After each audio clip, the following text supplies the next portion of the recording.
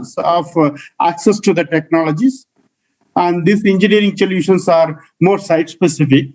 And also they need to find these financial models. So how we can integrate these three things, transforming the technological or the engineering solutions into a business model, and the business models are getting financed. This is where there is most of the bottlenecks resides.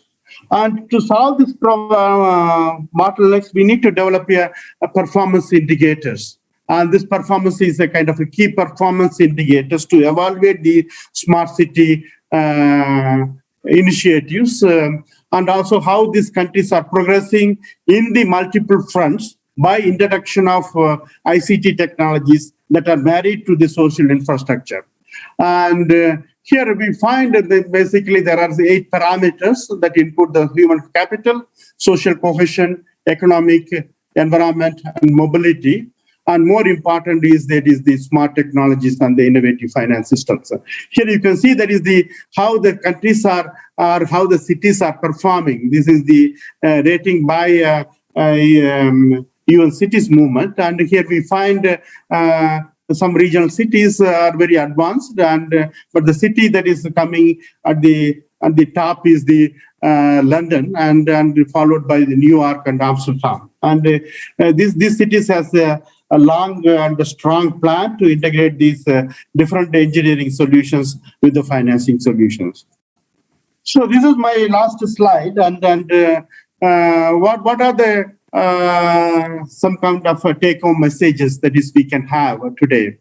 One is the challenges for the ASEAN and in building a resilient and sustainable societies are multiple, and it is a complex. And here we have a clear vision, like for example, ASEAN 2025 blueprint, and also SDGs. These are the national commitments by 2030, and the Paris Agreement. So these are the kind of a macro and the political will that has been accepted by the national governments. And we have a strong will to have a sustainable and resilient society by 2040. However, the success of the current approaches face many challenges. The challenges could be classified into technological challenges, and the business challenges, and the financial challenges. Given these challenges, and the smart city offer a promising opportunity. Basically, the smart city could be a defining characteristic of a resilient ASEAN, and which basically focuses on developing this data architecture, and then introduction of this information and the communication technologies, and coupling with the social infrastructure development for the improved water, energy, transport, and waste management practices. Here, we need to think, you are the engineers, and you need to think that is how this engineering disciplinary abstractions could be coupled with this other policy-making process of economics of these smart cities, and as well as the macro framework conditions that can bring the sustainable solutions. And here the third point I would like to make is ASEAN smart city models are emerging, but they need to capitalize both the technological advancement, which the whole world is moving very fast. The ASEAN cities need to also keep in pace with these challenges, and then digital intelligence and the development of the knowledge and the key performance indicators, where we need to have a kind of a multidisciplinary thinking to provide the solutions. So to start with these development of the key performance indicators for the cities like Bandung and Jakarta, and that has to be built based upon the DNA of the cities. So I stop here, and if you wanted to know more about our area's works, and we are having an ongoing project on the smart cities, you can visit our website, or you can write to me to this email. Thank you very much. Thank you, sir. So that was really an interesting talk about how smart city can become the future of where our cities in ASEAN in particular are going towards to the future. So thank you. So we do have several questions directly messaged to me. The first one would be for Ibu Weni.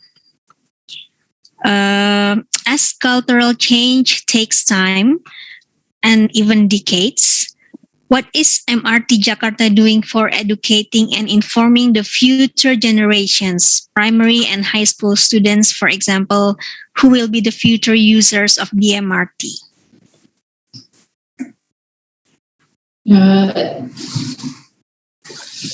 Okay, thank you, Dr. Anindya, for the question. So actually, we also engage some of the schools and universities, starting from when the project was being developed, and also during the construction. So we asked them to also to come to the site and see how we are constructing a public mass transportation system, and then we also provide some campaigns, kind of a big campaigns. We call it Jalan Jakarta. We provide this. We provide an access mostly to the schools, to the public schools. Access means we provide a pedestrian paths. So we revitalize pedestrian paths. This one is in some of the stations of MRT in Haji Nawi and Cipete Raya. And it was quite useful for them, for the students, so that they can easily use the MRT systems. So this is one part of our campaign of engaging students and especially students, so that become their culture to use a public transportation. Well, other than that, we also have another campaign for with the tourism spots to Kota Tua by using MRT and then change to the bus transit systems.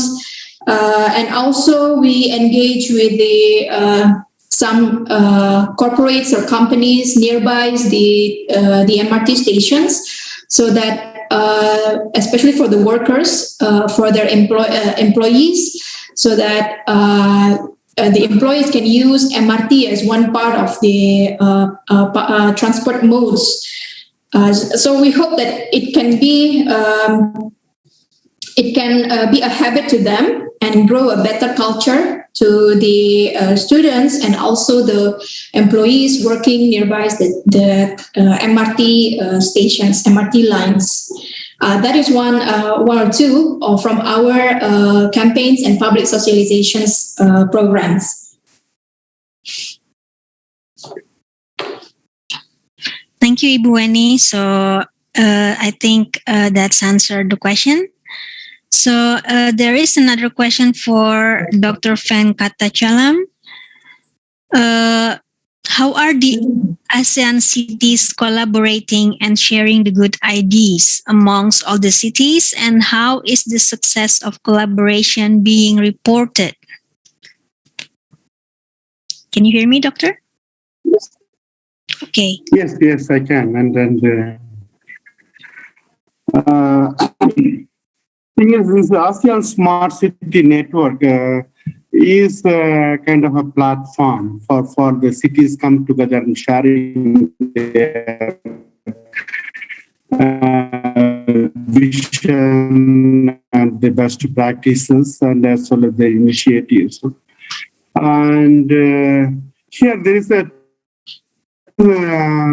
digital twins is a kind of one city. The citizens and the utilities companies and as well as the other solution, the technology solution provider companies come together and they share. It is a kind of an people, for example, a resident in Singapore could have an access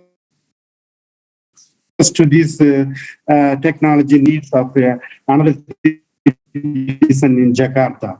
This is a kind of a digital twin, is the data about these markets and the technologies, and as well as the investors' profiles are shared. And this is one program. And another program is the low carbon cities. That is where the cities have city mayors come together and once in year, and they share the best practices, and as well as also how they have been collaborating in the areas of the technologies and also infrastructure improvement. For example, at the ASEAN level, this energy utility companies, they have a network, ASEAN head of this energy utility companies. They have been promoting that is how they can improve the services in a low carbon and the sustainable way. And the third initiative is this city network, and they share that information, the good.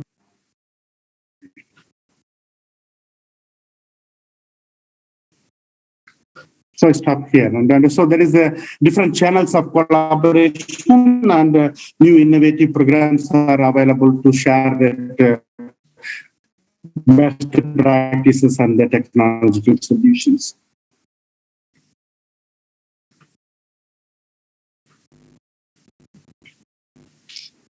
Okay. So despite the technical difficulties, but I think that answers the questions about the collaborations and sharing of the good ideas amongst all the cities.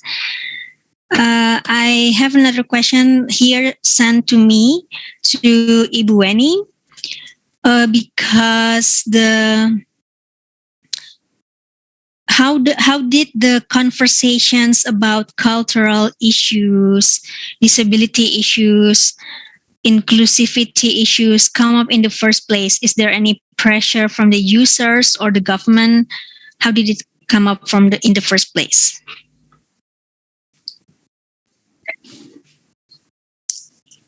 Okay, thank you. So the conversations, well, actually there is no specific conversations with the governments or any endorsement or pressures.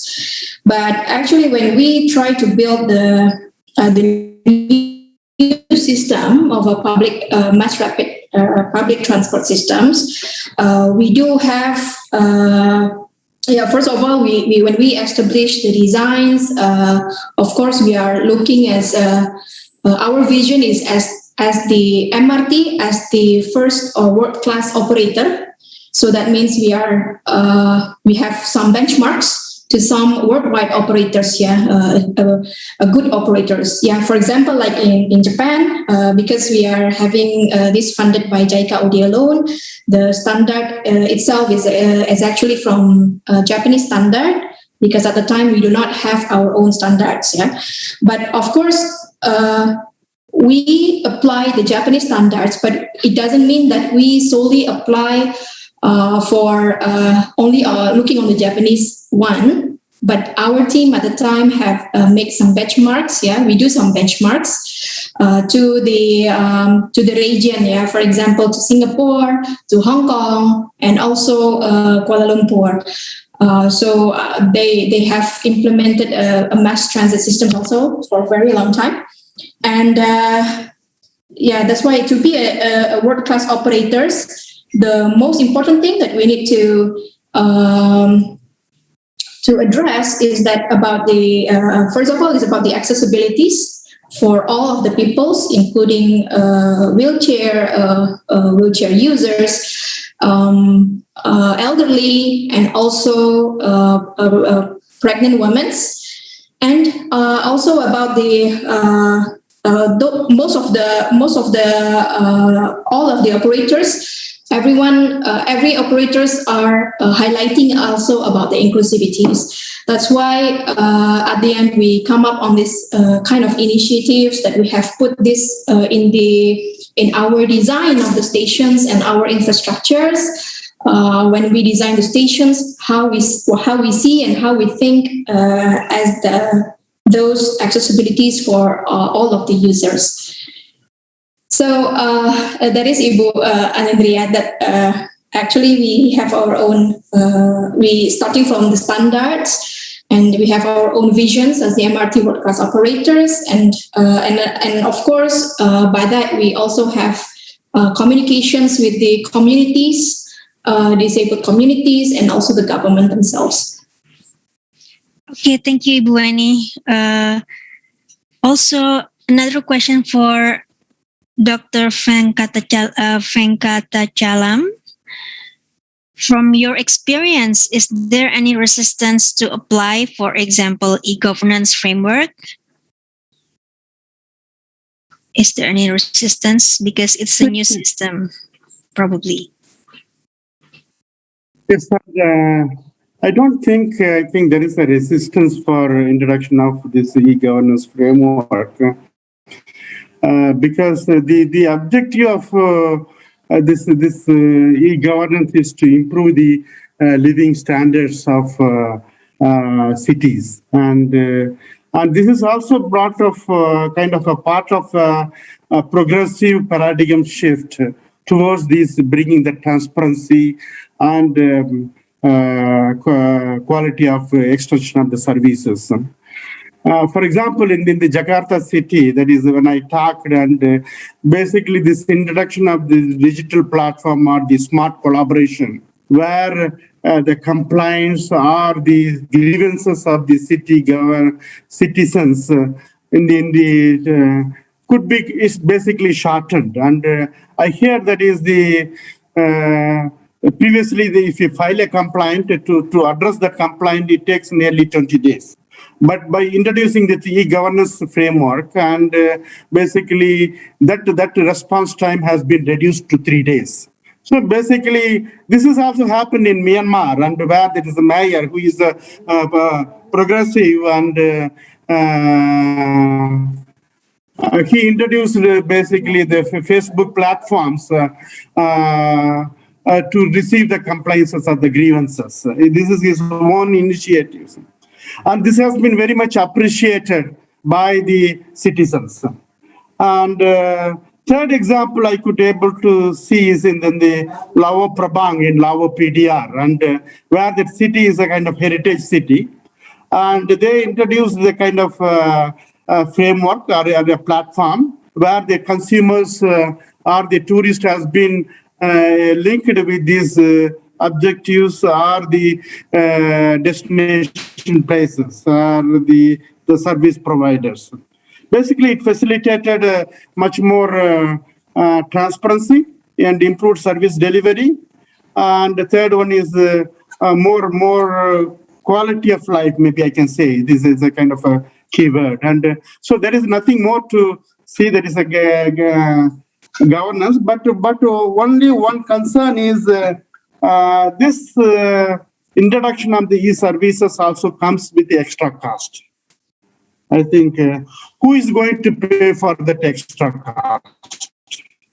Whether it is the city government or the citizens or the central government. And introduction of this digital infrastructure also costly. And so this companies, that is the big companies, and they need to think. There is what could be the kind of a cost sharing between the citizens and the city governments and the national governments. This is one of the area that is the more debate is going on, and there is no silver bullet or no one size fit for all solutions. It varies from the cities to city and also the financial status of the cities. Okay, thank you. Yeah, when it comes to money, it's always tough question. So yeah, I think that's the pretty big challenge to apply the new system. But even though it will go towards the better future for us all. But thank you for your answer. So I think Alivia already mentioned, for all the participants, you can also ask by raising your hand. If I'm not mistaken, I saw a raised hand earlier.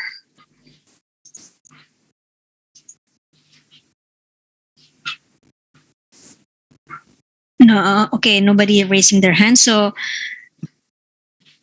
yeah, I think then I'm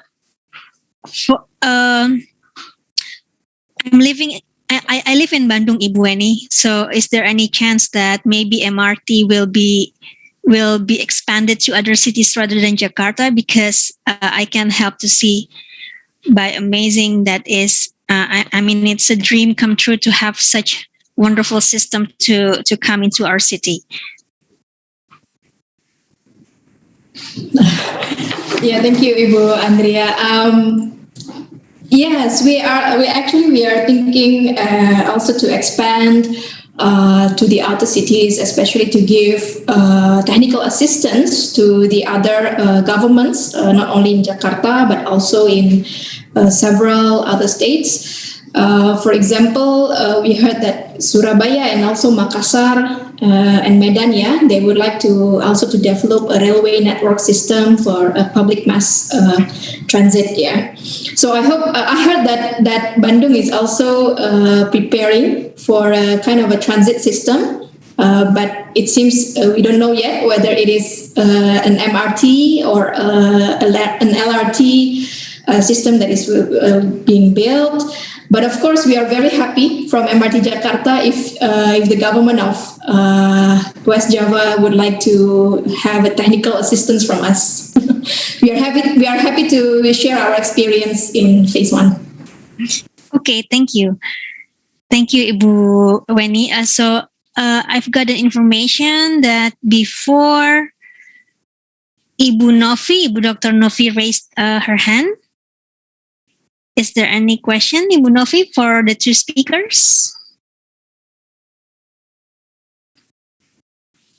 If not, then I think because there is no further questions for the two speakers, I would like to once again thank you, the two speakers, for giving a great presentation, a great speech.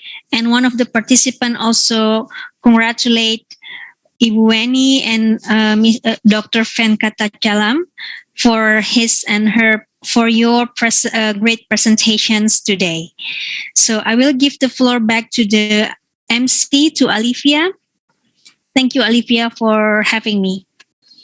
Okay, thank you very much, Bu Asti, for the moderation. It's very wonderful for session 1. So what do you think, all participants? How was session 1? Very insightful, isn't it?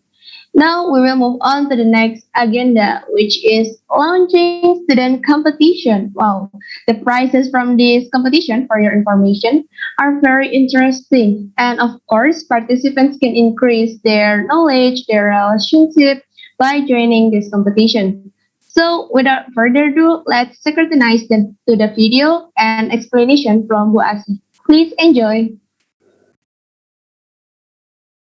You are my universe, and I just want to put you first. And you are my universe, and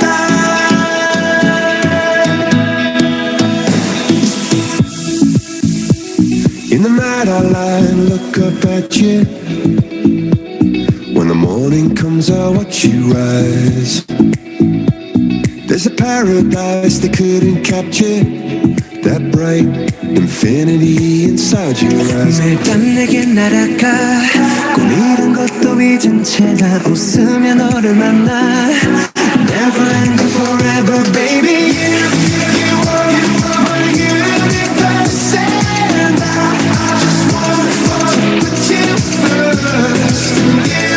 You are my universe, and you make my world light up inside.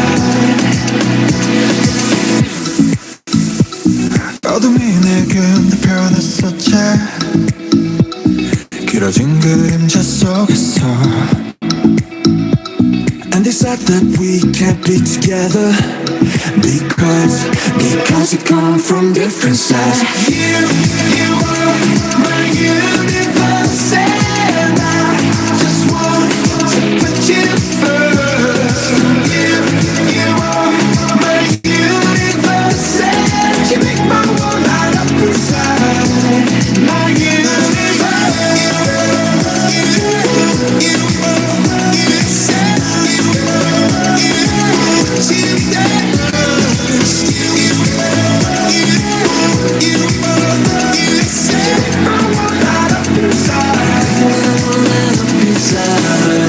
나를 밝혀주는 건 너란 사랑으로 수놓아진 별.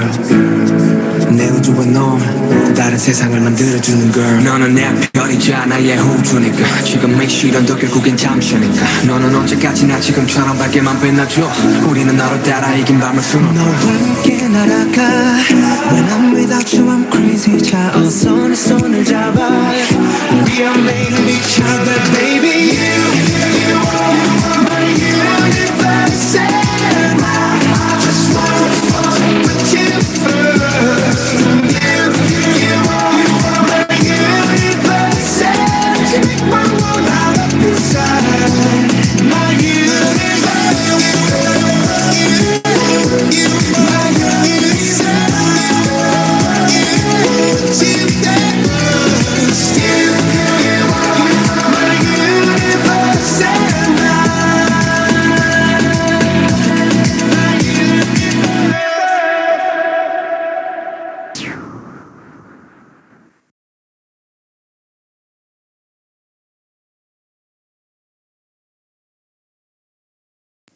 Hello, everyone. Good afternoon. Thank you very much for the opportunity to present this to you.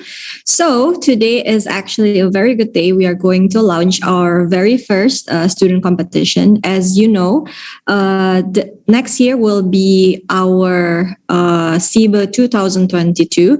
SIBE is actually an international conference that we have been having for the past maybe decades. So this is already an event that has happened multiple times in the past decade. But usually we only have it for research papers and among us academics. This next year, we are going to try to do something new, and we are going to hold our very first student competition to invite students to participate in our SIBE 2022.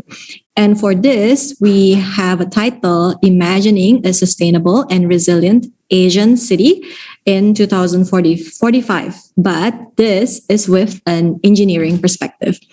For as background, actually, what we wanted to address is that these days we realize that society has become more and more complex. So it is no longer enough for engineers, whether it is in civil engineering, environmental engineering, or any other types of engineering out there. It's not enough to tackle these problems just by handling the problems as they arise. We actually have to try to envision the future problems so that we can try to imagine what type of society we can create. So in order to do this, it's no longer enough for our future engineers to be able to design solutions for today. We actually have to have engineers who are able to imagine what type of future we want to build. And to do this, our young engineers later on need to be able to do various stuff. They can no longer just work by themselves. They also have to work with other fields, and they also need to know what are the actual problems out there. Hence, for this SIBE 2022, we are going to create a competition that is multidisciplinary, and we encourage our students to create or envision a future for actually not just Indonesia, for any other city inside ASEAN of your choice, and envision what type of future you want for that city. And in this competition, actually, what we are expecting is that the students are able to identify what is the biggest challenges for the next couple of decades, and then also come up with a multidisciplinary engineering solution for this problem. So what is actually expected? We expect that the students are able to think about the most pressing issue of your beloved city, whatever city you are in, whether you are Indonesian and you live in, let's say, Jakarta, you live in Bandung or Surabaya, or maybe even Makassar or Manado, Pontianak, any type of city that is close to your heart, and try to think of what is the biggest problem that that needs to be addressed so that you can have a better city in the coming future.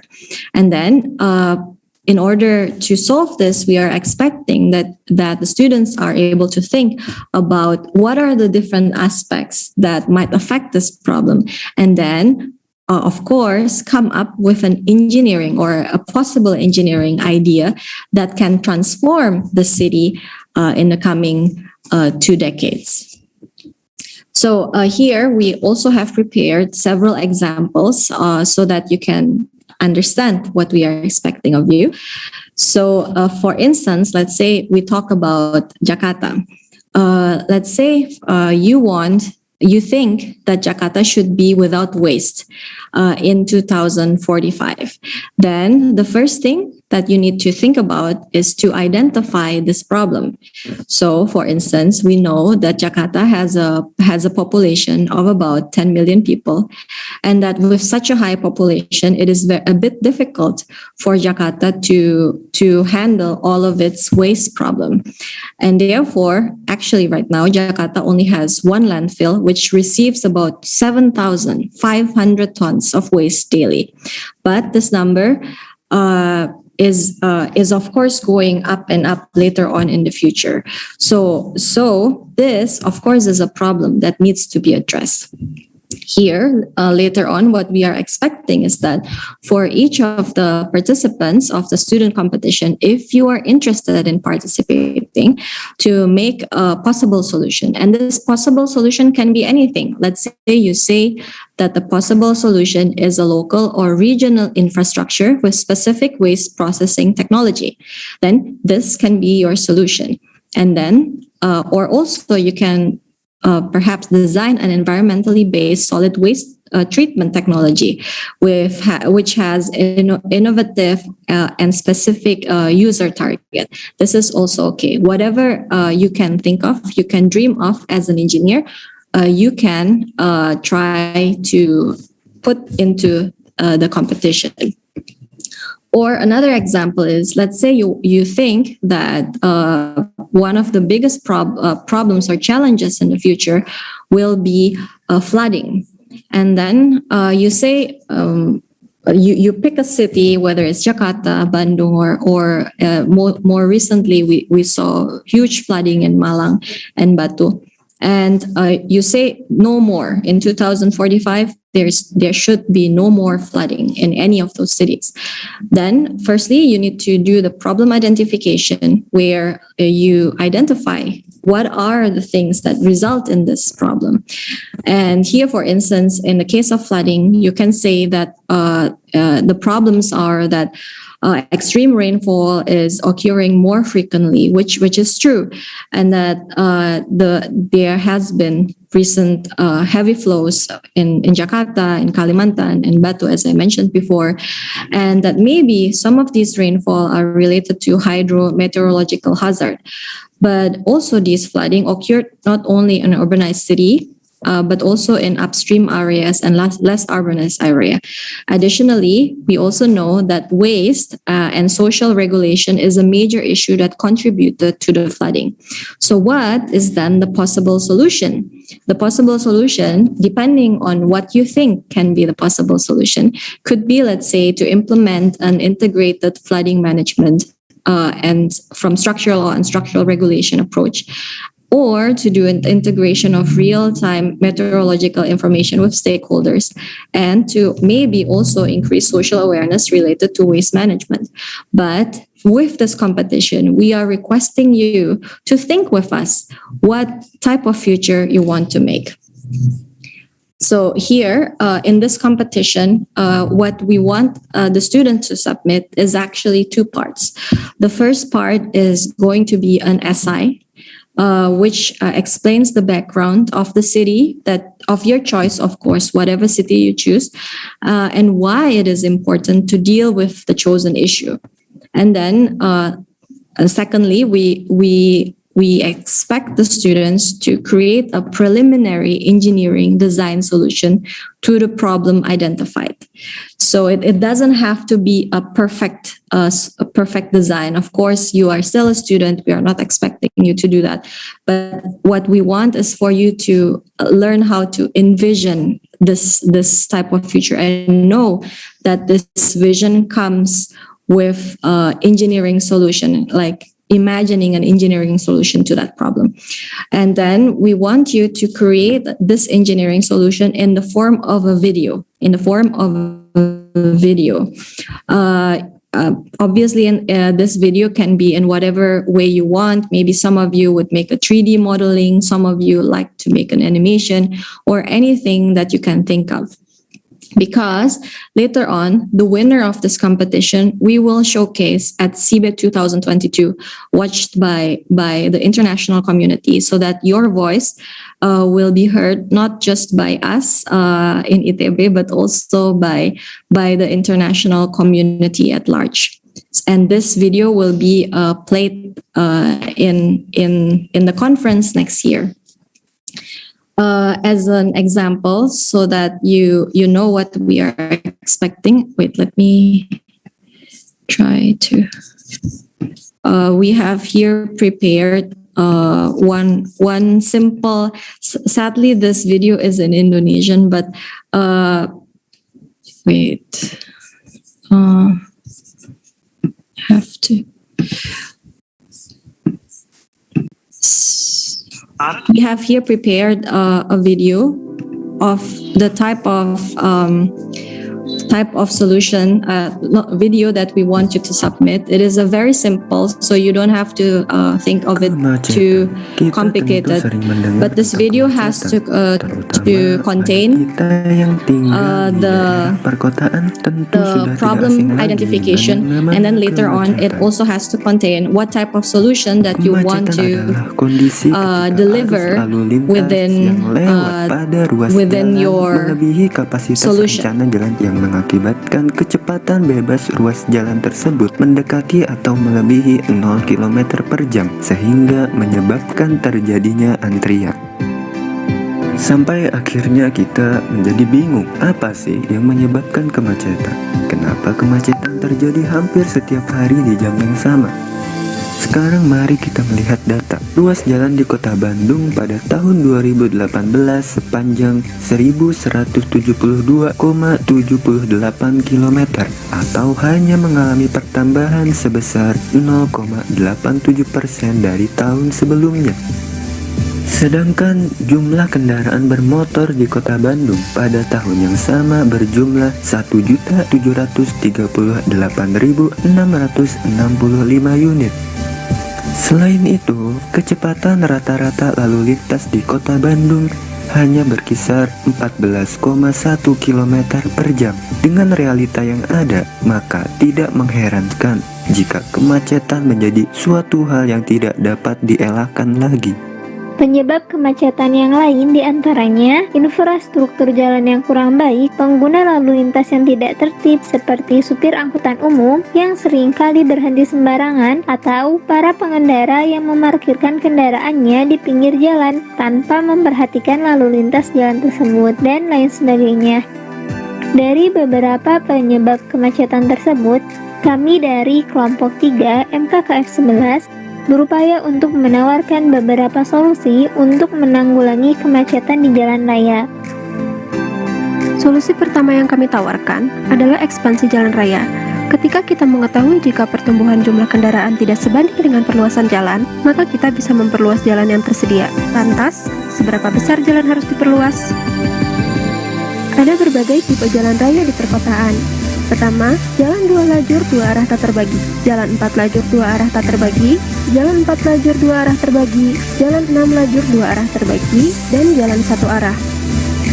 Setiap tipe jalan raya memiliki lebar jalan tersendiri. Jalan 2 lajur 2 arah tak terbagi memiliki lebar 7 meter, jalan 4 lajur 2 arah tak terbagi dan 4 lajur 2 arah terbagi memiliki lebar 14 meter, jalan 6 lajur 2 arah terbagi memiliki lebar 21 meter, dan jalan 1 arah memiliki lebar 7 meter.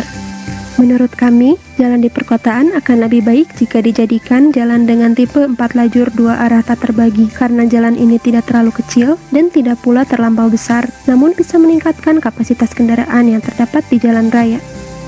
Solusi kedua yang kami tawarkan adalah perbaikan infrastruktur jalan raya. Seringkali kita lihat masih banyak jalan yang berlubang di jalan raya. Hal ini tidak dapat dibiarkan. Jalan yang berlubang mampu membuat kemacetan. Bayangkan ada 5 kendaraan setiap yang melewati sebuah jalan dengan kecepatan sedang. Ketika ada jalan yang berlubang, supir kendaraan akan memperlambat kelajuan kendaraannya. Ketika kendaraan pertama memperlambat laju kendaraannya, maka otomatis kendaraan di belakangnya akan memperlambat laju kendaraannya juga. Begitu pula dengan kendaraan ketiga, keempat, dan seterusnya. Kami juga mengusulkan perbaikan aspal jalan menggunakan aspal geopori. Apa itu aspal geopori? Aspal geopori adalah aspal yang dibuat menggunakan teknologi geopori. Geopori adalah racikan bahan pembuatan jalan sebagai pengganti beton atau aspal yang mampu menyerap genangan air di jalan. Daya serapnya sebesar 2000 liter per menit. Kemudian, solusi ketiga yang kami tawarkan adalah perbaikan sistem drainase yang terdapat di sekitar jalan raya. Banjir seringkali terjadi di jalan raya. Hal ini dapat disebabkan oleh berbagai hal. Salah satunya adalah sistem drainase yang kurang baik. Dari permasalahan ini, kami menawarkan solusi perbaikan sistem drainase, mulai dari perluasan, perbaikan, hingga pemeliharaan sistem drainase, supaya air yang ada di permukaan jalan dapat terserap hingga mencapai sistem drainase dengan lebih efektif. Sekian solusi yang dapat kami sampaikan. Semoga dengan adanya video ini, kita semua menjadi teredukasi untuk mulai berkontribusi nyata guna mengatasi kemacetan di jalan raya. Kami pun merasa jika solusi yang kami sampaikan bukanlah solusi yang terbaik. Oleh sebab itu, kami sangat menerima saran ataupun komentar yang diutarakan. Akhir kata kami ucapkan, sampai jumpa dan terima kasih.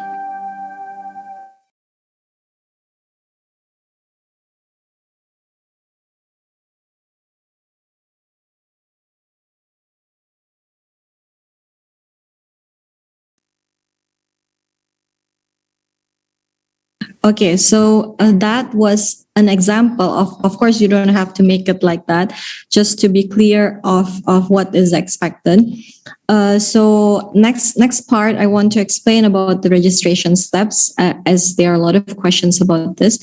So firstly, the applicants are expected to register at SIBE's Conf Tool page. So we actually have a Conf Tool page where you can register yourself, and here you need to put all of the names of all the participants, because it has to be a group work, and here you can submit the 5-page essay where you put the problem identification part of the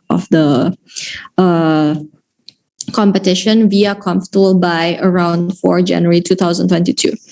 The template of the essay can be downloaded via the webpage. And then later on, you must submit the preliminary design video in the form of a link to YouTube via ConfTool page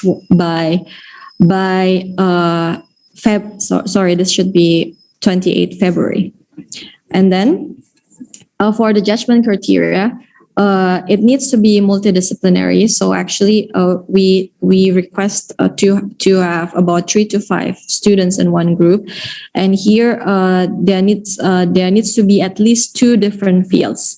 And in this field, it can be anything. You can be also from even outside of civil or environmental engineering, and this will account for about 15% of the grades.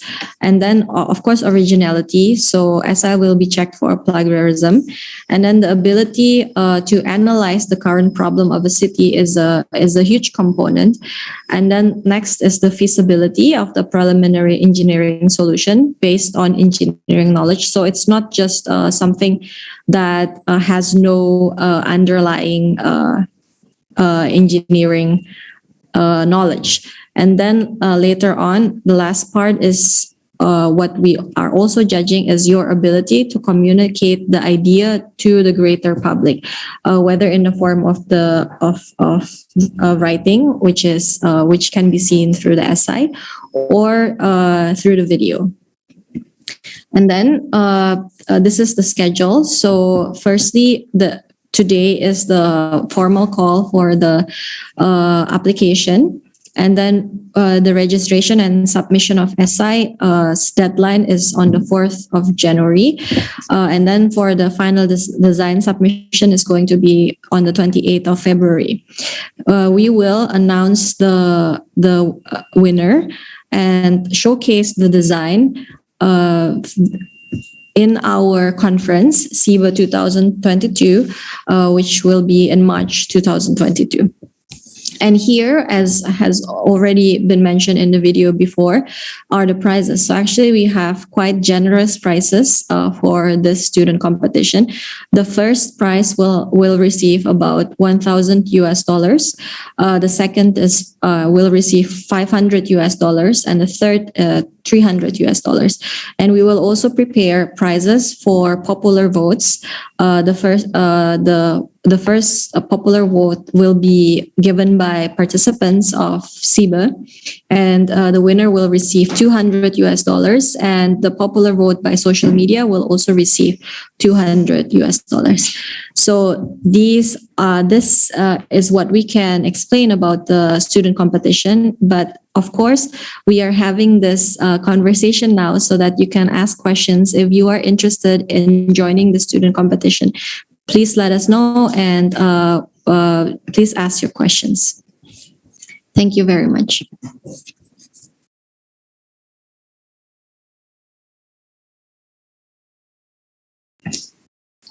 Thank you, Bu Asih, for explaining to us. First of all, don't you think that the video introduction is very catchy? And also, I believe most of you know what is the background music, right? Well, don't hesitate to join the competition and solve the problem around us.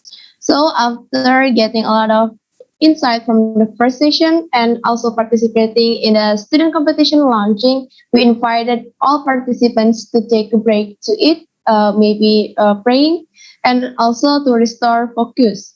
We will start the second session again at 1 p.m. sharp, Western Indonesian time. And don't forget that the certificate will be delivered to those participants who will stay until the end of this event. So see you again at 1 p.m. Goodbye.